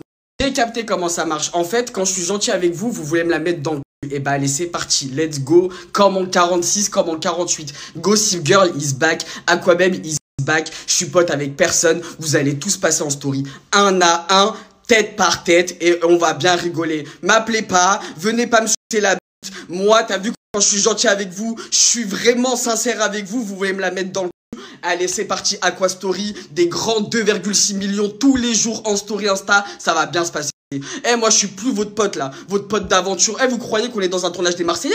Vous croyez que je suis votre fils de p*** avec qui vous rigolez derrière les caméras, là? Attendez. Faut que je me calme. Ce n'est pas tout. Il franchit un nouveau cap. Il parle également de Kylian Mbappé, de footeux, de rappeurs. Il parle de plein de personnes et il laisse sous-entendre que Marwa voulait être une wag, donc quelqu'un qui veut sortir avec des footballeurs, qu'elle aurait fait des choses avec d'autres personnes proches de ces footballeurs pour les atteindre et par faire des choses, vous avez compris. Aquababe se justifie en disant que Marwa l'a trahi, que ça lui fait vraiment mal au cœur et qu'il est blessé et qu'il est prêt à dévoiler des informations, notamment sur Kylian Mbappé. Selon lui, Marwa aurait tenté de se rapprocher du champion du monde de manière insistante, qu'elle aurait multiplié les relations avec les proches de Kylian Mbappé juste pour qu'il la remarque. Évidemment, on est sur des rumeurs. Grosse déchirure avec Marwa, je te l'annonce officiellement, je viens de sortir de très gros dossiers sur Snap. On est dessus. En exclu, je te l'annonce à la baisse avec Ahmed. Je m'en bats les couilles, je l'assume, je le dis cash, moi. Oh là là, mais quand? Donc, pendant qu'elle était avec Vincent et avant Vincent. Là, t'as vu, je t'explique, t'es en live, et Marwa, elle m'a aidé une fois dans sa vie. Elle le dit à toute la terre, à tire larigot et elle me le ressort en plein dedans. Donc tu vois, j'ai fait une story, j'ai expliqué l'intégralité de comment elle m'a aidé au moment où j'allais très très mal. Je pense que toi-même tu sais quand j'allais pas bien en janvier. Ouais, oui, je me rappelle. Bah on s'est eu au téléphone, hein. On s'est eu au téléphone. Quand j'étais limite au point où... Ah, t'étais en pleurs, ouais. Ouais, fallait que je m'alimente ou sinon... Oui, quand t'es parti à Amsterdam et tout ça, je me rappelle. Merci. La meuf, elle me l'a ressorti, elle m'a dit, et moi quand je t'aide, elle a osé me ressortir la seule fois où elle m'a aidé dans sa vie, elle m'a dit, et moi quand je t'ai aidé, ouais. C'est une dinguerie. Donc moi, j'ai fait quand même pare-feu sur pas mal de choses, ouais, pour qu'au final, ce genre d'amitié de télé te les ressorte dans les dents. Moi, je peux plus. C'est-à-dire que tu vois, je te l'annonce officiellement dans ton live là, Aquababe is back. C'est-à-dire que j'ai plus de pitié. Finalement, Marwa, elle a pris la parole sur ses réseaux sociaux, mais elle a opté pour une approche mesurée et réfléchie. Elle décide de s'exprimer brièvement sur les rumeurs. Elle dit, comme vous vous en doutez, je vois tout ce qui circule actuellement sur les réseaux sociaux. Les accusations qui sont portées à mon égard sont graves et lourdes de conséquences. J'ai fait le choix de confier cette affaire à la justice. Il y en a beaucoup qui attendent une réponse cinglante, mais Marwa, elle préfère garder le silence et donner tout ça directement entre les mains de la justice. Elle dit, mon silence signifie seulement la volonté de laisser la vérité éclater dans un cadre légal et approprié. Merci à tous ceux qui m'envoient des messages bienveillants, ça me fait chaud au cœur. Marwa semble déterminé à faire reconnaître son innocence. Reste à savoir si Aquababe ira plus loin, mais il en a un petit peu parlé chez Bastos en disant qu'il n'avait rien dit de tout ce qu'il pouvait dire, qu'on avait vraiment vu une partie infime de toutes les choses qu'il aurait sur Marwa. Mais Marwa, elle en a marre d'être mêlée à des dramas et elle veut privilégier une réponse juridique plutôt que des règlements de compte. Avant d'aller plus loin, moi c'est à tout ça que j'avais donné un avis en disant que je trouve que ça va trop loin, qu'ils sont en train de se déchirer, qu'ils devraient peut-être essayer de régler ça à l'amiable, même si visiblement ce n'est pas possible parce qu'ils ont essayé de s'appeler mais ça criait dans tous les sens. Aquababe était en pleurs chez Bastos, enfin bref, il y a eu beaucoup de choses et donc apparemment aucune réconciliation intime n'est prévue. Vincent, lui, a décidé de briser le silence. Lors d'un live, il s'exprime, il aborde sa situation personnelle, les rumeurs qui circulent à son sujet, il dit ça va très bien, ça pourrait être mieux mais ça va. Il explique qu'il est bel et bien séparé, je reviens dans un instant, que personne ne l'empêchera d'être un bon père et qu'il faut laisser ses enfants en dehors de ça. Vincent Queijo va plus loin, il dit qu'il a vécu 11 mois avec Marwa, que c'est une personne en or, qu'il a rencontré sa famille, que Marwa a des valeurs et des principes, etc., etc., et qu'il faut arrêter de s'en prendre à quelqu'un qui est une bonne personne. Bref, à travers ce live, Vincent Queijo fait preuve d'une transparence, il met en avant un homme déterminé à avancer, malgré tout ce qui est dit sur lui, et pourtant, on a quand même vu Marwa chez lui. Mais avant ça, regardez. Alors les amis, je vais vous dire un truc, vous savez que le fait d'avoir été en relation, et déjà je ne suis plus en relation, hein, je suis séparé, bel et bien séparé.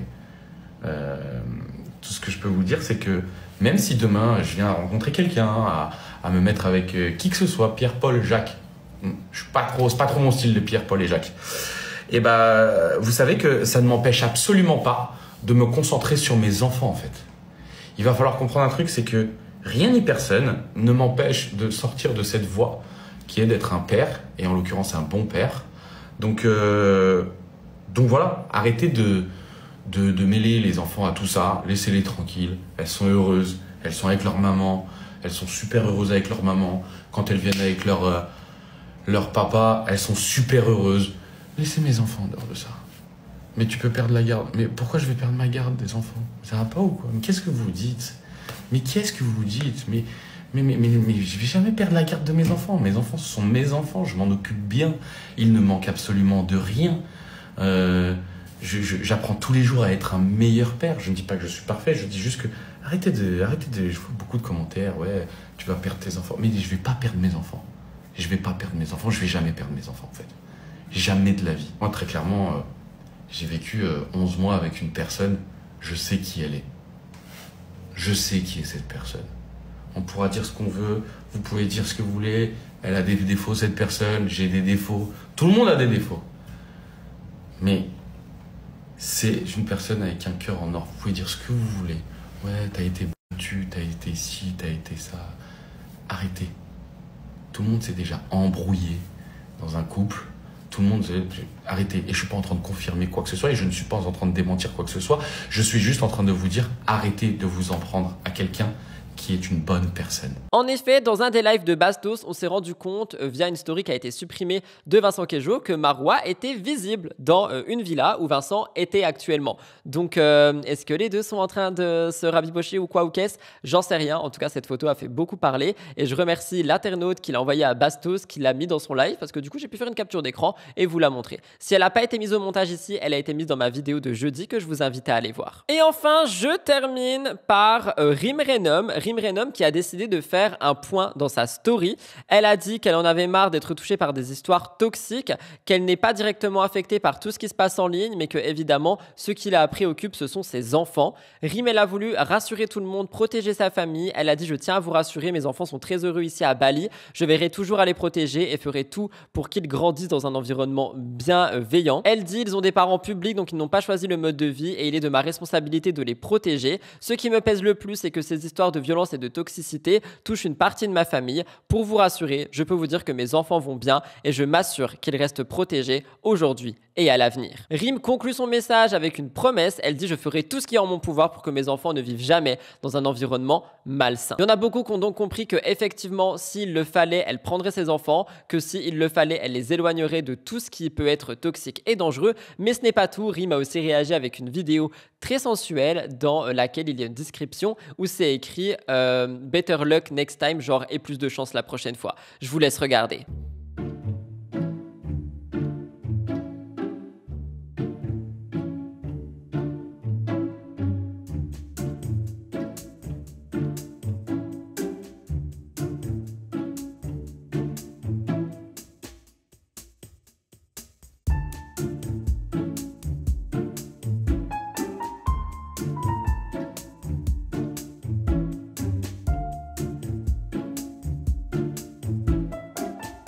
Ce n'est pas tout et je terminerai par ça, la nouvelle réaction de Bastos par rapport à toute cette histoire. Il a pas tardé à réagir, il a déjà fait un live avec Aquababe, il a appelé Vincent également, il a appelé tout le monde. Bastos a aussi insinué que la jeune femme aurait abusé de la situation pour se faire passer pour une victime. Elle a dit t'as arnaqué ton monde, c'est bon, ça va, on peut passer à autre chose, elle a tué personne, elle a souhaité le mal à personne. Bastos estime que Marois a manipulé une situation à son avantage, qu'elle ne méritait pas pour autant d'être clouée au pilori, donc notamment par rapport à ce qui se passe avec Aquababe. Bastos a aussi parlé de Vincent Queijo, il a dit qu'il semblait totalement déboussolé. Selon lui, Vincent souffrirait d'une hypersensibilité qui le mènera à prendre des mauvaises décisions. Bastos dit il est complètement dans les vapes, il sait plus où il va, il a perdu le contrôle, il doit couper avec son ex et se forcer à ne plus la voir. En fait, selon Bastos, Rim serait peut-être responsable des tourments de Vincent ou alors Marois, je ne sais pas de quel ex il parlait, mais dans tous les cas, selon Bastos, Vincent aurait peut-être un plus grand cœur que ce qu'on pourrait croire. Bastos a aussi évoqué le cas de Aquababe qui a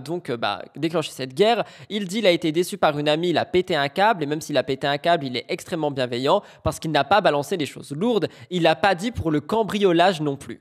Et en fait, c'est ça qui est assez intéressant, parce que Bastos parle d'une affaire de cambriolage dans laquelle Marois serait impliqué. Sans donner de détails, il laisse sous-entendre que Aquababe aurait omis une information pour ne pas ruiner la carrière de Marois. Selon ce qui est sorti, Marois aurait pu inventer cette histoire de cambriolage là il n'y a pas longtemps pour partir de France. C'est chaud, c'est chaud. C'est un sous-entendu qui a attiré l'attention des internautes. Bastos a dit c'est trop choquant, je ne peux pas le dire mais c'est choquant de fou. Évidemment, il jette de l'huile sur le feu sur une affaire qui est déjà beaucoup explosive et entre toutes les accusations à l'encontre de Marois et tout ce qui est dit et tout ce qui est fait, eh bien nous verrons bien quelle sera la suite. T'as arnaqué ton monde, c'est tout. Voilà. Maintenant, t'as arnaqué ton monde, je pense que ça va. C'est bon, on peut passer à autre chose. Elle a tué personne. Elle a souhaité le mal de personne. Fin. Merci Hello Hello. Merci infiniment.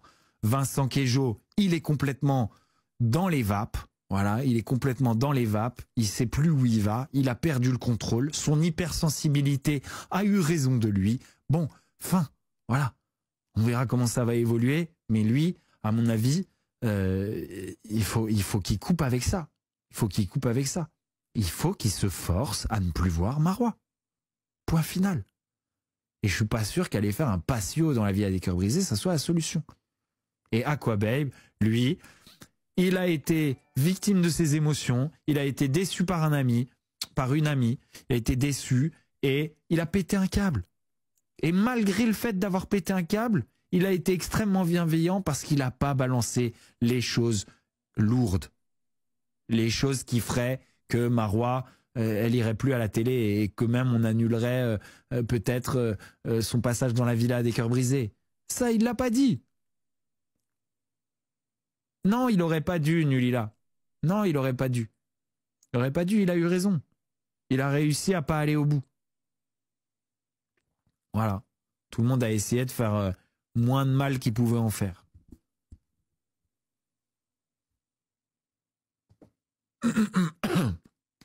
Il n'a pas dit pour le cambriolage non plus. Mais moi, il me l'a dit. C'est Marois. Non, je déconne.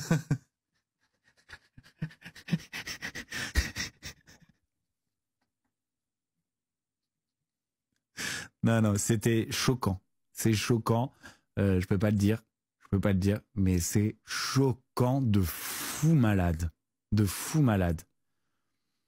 C'est choquant. Je sais. Voilà. Je sais. Au moment où je vous parle, au moment où j'ai écrit ces mots et au moment où j'enregistre cette magnifique émission, il n'y a pas de nouvelles. Évidemment, si au montage il y en a, je ne tarderai pas à vous faire une voix off. Autre chose, de dernière minute pour terminer ce gros dossier, la blogueuse Gossip Place a expliqué que Marois Merasca a une fois de plus répondu à toutes les accusations. Je vous laisse écouter la blogueuse et je vous conseille vraiment son compte que je viens de découvrir sur Instagram il y a quelques semaines et qui est très prometteur. Je suis encore choquée de la condamnation de Rim en prison. Si tu l'as pas vu, va voir mon ancienne vidéo. Mais aujourd'hui, nous allons aborder le fait que Marois ait enfin réagi concernant toutes ces accusations qu'Aquababe a balancées à son sujet. Je cite, « Je n'ai strictement rien à me reprocher. C'est pas parce que je me suis pas justifiée ou n'ai rien démenti que ce qui se dit est vrai. Je n'ai jamais trompé Vincent, je n'ai jamais avec Ahmed, je n'ai jamais fait vendu mes charmes. J'ai toujours travaillé, et ça depuis mon plus jeune âge. J'ai livré des sushis à vélo, j'ai travaillé en boutique de prêt-à-porter. Ouah, les fautes. J'ai fait du babysitting, j'ai travaillé avec ma mère dans son commerce, j'ai été hôtesse pour des événements, barmaid, etc.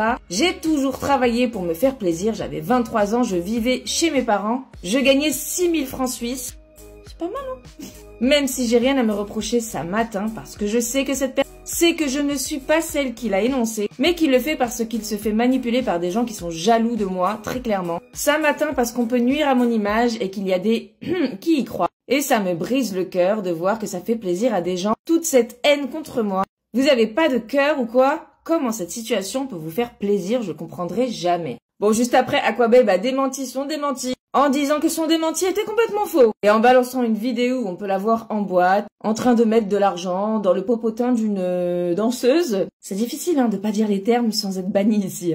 Alors penses-tu qu'il vaut mieux pour Marois de ne pas s'exprimer? Sans quoi Aquababe pourrait montrer bien plus lourd que ça, vu ce qu'il précise avoir comme preuve?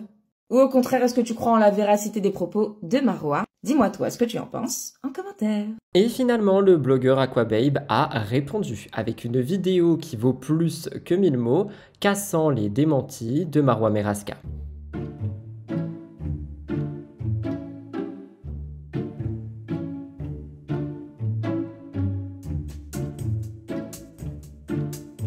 Voilà tout le monde pour l'émission Mix the Tea cette semaine. J'espère sincèrement qu'elle a pu vous intéresser et vous plaire. J'ai essayé de la faire différemment en fonction de vos envies, en fonction de ce que vous me demandez de faire pour MTT également. Donc j'espère vraiment qu'elle a pu vous plaire parce que je sais qu'on a eu beaucoup de choses à l'intérieur, mais on a aussi beaucoup de sujets qui n'ont rien à voir avec de la télé. J'essaye vraiment de tout mêler ensemble et de vous offrir un Mix the Tea tout simplement. N'oubliez pas de liker pour me soutenir et de commenter en me disant ce que vous avez pensé de l'émission. Abonnez-vous à la chaîne, ce qui aide grandement à la faire grandir. Et en emoji de la semaine, j'aimerais voir des oranges dans mon espace commentaire en raison de mon pull et un petit peu du mood qui est en train de se passer dans ma vie.